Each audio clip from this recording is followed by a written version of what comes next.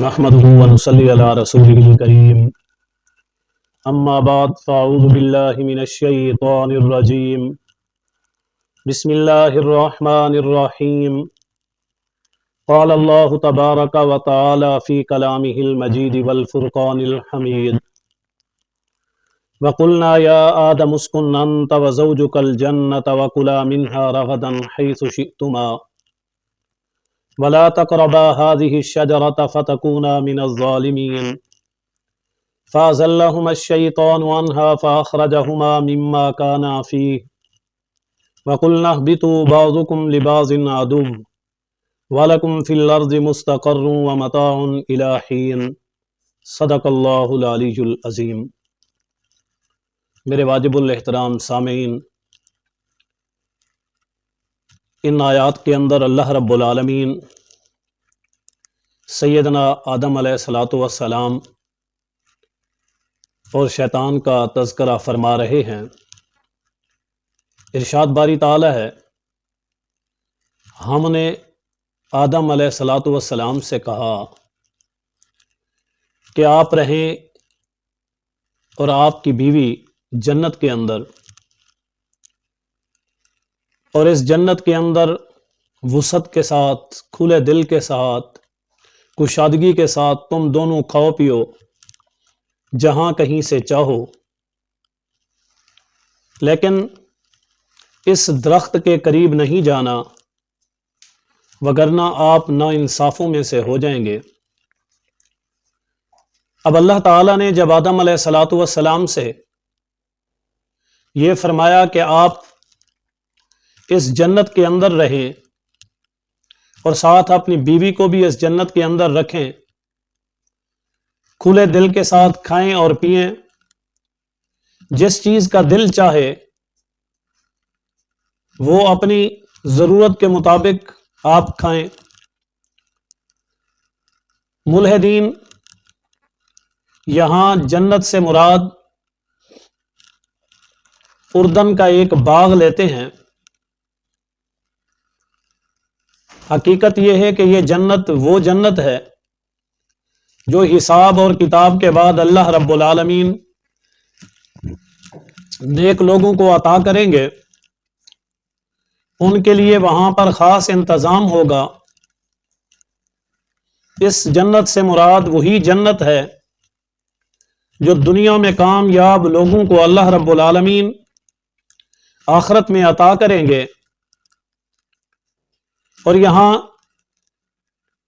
ان آیات کے اندر دوسرا اشکال یہ ہوتا ہے کہ اللہ تعالیٰ نے فرمایا کہ اس درخت کے قریب نہیں جانا۔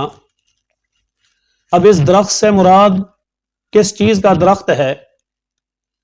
اس پر مفسرین نے مختلف رائے لی۔ بعض مفسرین فرماتے ہیں کہ اس سے مراد انگور ہیں، اور بعض فرماتے ہیں کہ اس سے مراد کھجور ہیں، اور بعض فرماتے ہیں کہ اس سے مراد گندم ہے۔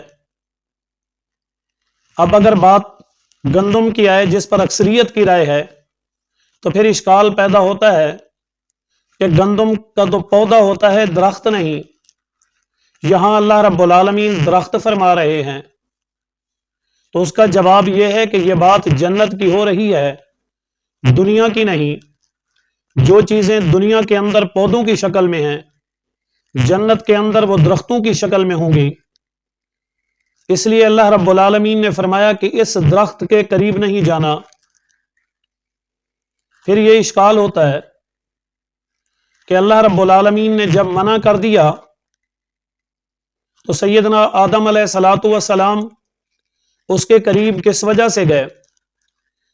مفسرین نے بھی اس کے مختلف جوابات دیے۔ پہلا جواب تو یہ ہے کہ جس درخت کی طرف اشارہ ہوا آپ نے اس درخت سے نہیں کھایا، بلکہ اس کی نو اس جیسے جو اور درخت اس کے ساتھ کھڑے تھے ان میں سے کھا لیا۔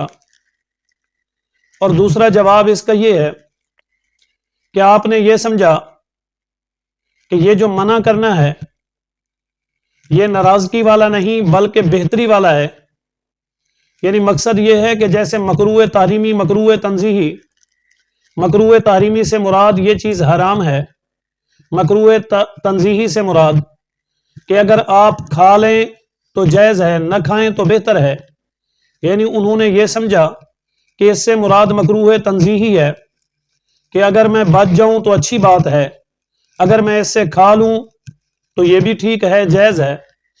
تیسرا اشکال کا جواب یہ ہے کہ شیطان نے قسمیں اٹھا کر آدم علیہ الصلوۃ والسلام کو اس کی ترغیب دی، تو آپ نے اس کی قسم پر اعتبار کیا کہ یہ اللہ کا نام لے رہا ہے۔ اب اللہ کا نام جب آپ کے سامنے آیا تو آپ نے یقین کر لیا اور اسی وجہ سے اس درخت میں سے کھا لیا۔ تو اللہ رب العالمین فرما رہے ہیں فَأَزَلَّهُمَا الشَّيْطَانُ عَنْهَا، بس پھسلا دیا ان دونوں کو شیطان نے اس درخت کے بارے میں۔ فَأَخْرَجَهُمَا مِمَّا كَانَا فِيهِ، بس ان دونوں کے نکلنے کا یہ ذریعہ بن گیا کہ جس چیز میں وہ عیش و آرام کے ساتھ پرسکون زندگی گزار رہے تھے، بڑے بہترین انداز سے آدم علیہ السلام اور حضرت حوا علیہم السلام وہاں پر وقت گزار رہے تھے، شیطان کو یہ بات پسند نہ آئی تو اس نے مختلف ہیلے بہانوں کے ساتھ ایسی تدبیریں کر کے قسمیں اٹھا کر آپ کو اس من پسند جگہ عیش و عشرت والی بہترین جگہ سے نکلوانے کا سبب بن گیا۔ اللہ رب العالمین فرماتے ہیں کہ ہم نے کہا کہ آپ یہاں سے چلے جاؤ، آپ کی نسل باز باز کی دشمن ہوگی۔ اگر ہم اس بات کو دیکھیں، اللہ تعالیٰ نے فرمایا کہ آپ جنت سے نکل کر زمین پر چلے جائیں، جب آپ زمین پر جا کر بسیں گے وہاں پر آپ کی آل اولاد، آپ کی نسل ایک دوسرے کے ساتھ دشمنی اور عداوت پہ آئے گی، اور اس کی حقیقت آج میرے اور آپ کے سامنے ہے۔ اس معاشرے کے اندر بھائی بھائی کا گلا کاٹ رہا ہے، دوست دوست کی پیٹھ میں چھرا گھونپ رہا ہے، اسی طرح مختلف قسم کے عداوتیں، دشمنیاں، مخالفتیں، قتل و قتال، لڑائی اور جھگڑے ہمارے سامنے ہیں۔ یہ سب اسی کا نتیجہ ہے کہ بعض بعض کے دشمن ہیں۔ اللہ رب العالمین فرما رہے ہیں تمہارے لیے یہ زمین ٹھکانہ ہے، رہنے کی جگہ ہے، لیکن مستقل بھی نہیں، ایک معین مدت تک، ایک وقت مقررہ تک آپ اس زمین پر رہیں گے، ایک وقت گزاریں گے، ایک زمانہ یہاں پر کاٹیں گے، جب تک ہم نے آپ کی زندگی لکھ دی، جب تک آپ کا وقت لکھ دیا، اسے ہم پورا کریں گے اور اس کے بعد اس دنیا سے ہم آپ کو اٹھا لیں گے۔